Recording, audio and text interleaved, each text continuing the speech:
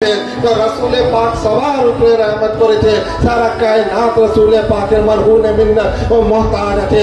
আজ দুনিয়া যে কায়েম আছে রাসূলে পাকের রহমতের কারণে কায়েম আছে, নতুবা দুনিয়া শেষ হয়ে যেত, দুনিয়া গারক হয়ে যেত।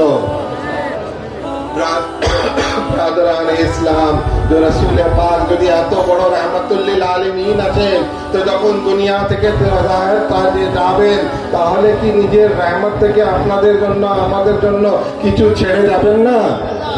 रसूल पाक तो दुनिया থেকে कानून कुदरत छिलो कुल्लु नफ्सिन जायकातुल मौत, मौत का मजा चिकना है। अब वो क्या मजा था मुझे नहीं मालूम, वो बिरयानी का मजा था, न फिन्नी का मजा था, न शरबत का मजा था, न क्या मजा था रसूल पाक तो मौत का वो আপনি আমি বুঝতে পারবো না। জায়কা বলেছে কোরআন, জায়কা তো আমি বিরিয়ানি খাচ্ছি তো আমাকে বিরিয়ানি খুব ভালো লাগছে, আপনি আমাকে তেতো জিনিস এনে একটা ধরিয়ে দিবেন তো আমি খাবো না, সেটাও কিন্তু জায়কা টেস্ট আছে। তো কোরআন বলেছে জায়কাতুল মौत, মौत का মজা চিখবে। তো রাসূল পাকের জন্য ও মौतेর মজা কি ছিল সে কল্পনা করতে যাবেন না, বুঝে আসবে না, মাথার মধ্যে ঢুকবে না। তো জাহের দুনিয়া থেকে কানুনি কুদরত ছিল যে মোহাম্মদ মুস্তাফাকে দুনিয়া থেকে আমি নিয়ে যাব।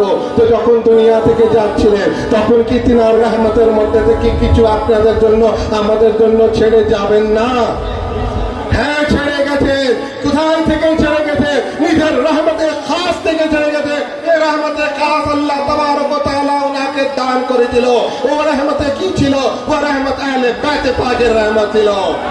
চার ঘোষণা রাসূল পাক হজ্জাতুল ওয়াদা থেকে নিয়ে গাদির কুম থেকে নিয়ে প্রত্যেক জায়গায় এলান করে দিলেন ইন্নী তারাকতু ফীকুমুস সাকালাইন কিতাবুল্লাহ ওয়া ইতরাতি, আমি তোমাদের মধ্যে দুটি ভারী ভারী জিনিস নিজের রহমতের ঝোলির মধ্যে থেকে বের করে দিচ্ছি, যদি তোমরা তাকে ধরে থাকবে তো কিয়ামত তক গুমরাহ হবে না। সে হচ্ছে আল্লাহর কিতাব অর্থাৎ কোরআন মজিদ আর ইতরাতি আহলে বাইতি অর্থাৎ আমার বংশধর, আমার খুন ও খানদান।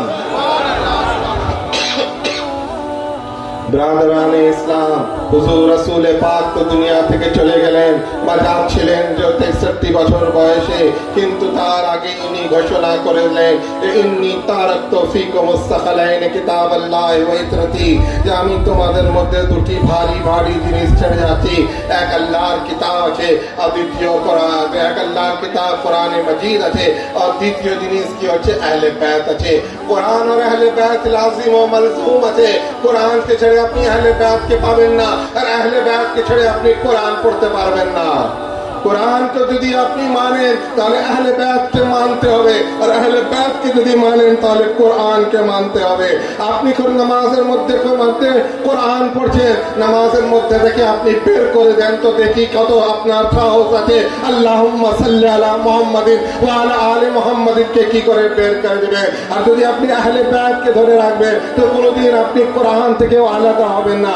কারণ মিশকাত শরীফের হাদিস হচ্ছে 529 নম্বর পৃষ্ঠা হচ্ছে হুজুর রাসূল পাক বলেছেন যে কিতাবুল্লাহ হাবলুম মামদুদুন মিনাস সামাই ইলাল আরদি ওয়া ইতরাতি আহলে বাইতি লা ইয়াতাফাররাকা হাত্তা ইয়ারদা আলাল হাদ। কিতাবুল্লাহ মানে আল্লাহর কিতাব আর ইতরাতি আমার আহলে বাইত, তারা একত্রিত হয়ে একসাথে এসে হাউজে কাউসারে আমার সঙ্গে এসে মুলাকাত করবে।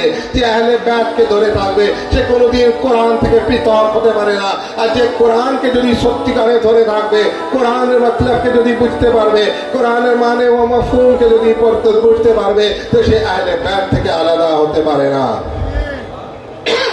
ব্রাদারানে ইসলাম, আহলে বাইত পাক কে আপনারা ভালোভাবে জানেন, জানা উচিত। আর যদি না জানেন তাহলে সেটা আপনাদের ডিসক্রেডিট।